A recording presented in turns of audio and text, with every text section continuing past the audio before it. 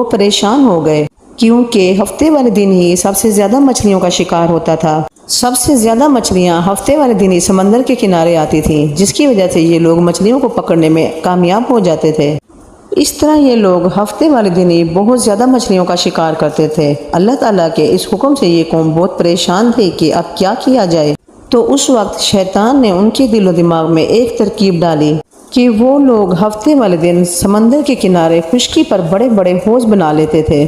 انہوں نے اس حوض میں ایسی نالیاں بنا لی تھیں کہ وہ مچھلیاں ان نالیوں کے ذریعے سمندر سے حوض میں داخل ہو جایا کرتی تھیں، اور جب یہ مچھلیاں ان حوضوں کے اندر چلی جاتی تھیں تو وہ حوضوں کے منہ بند کر دیا کرتے تھے۔ اس طرح وہ مچھلیاں واپس سمندر میں نہیں جا سکتی تھیں، اور اس طرح یہ مچھلیاں ہفتے والے دن وہ حوضوں میں جمع کر لیتے تھے، اور یہ قوم اتوار والے دن ان مچھلیوں کو صبح صبح پکڑ لیتی تھی۔ لیکن ان لوگوں نے یہ نہیں سوچا کہ یہ مچھلیاں جب سمندر سے حوض میں آئیں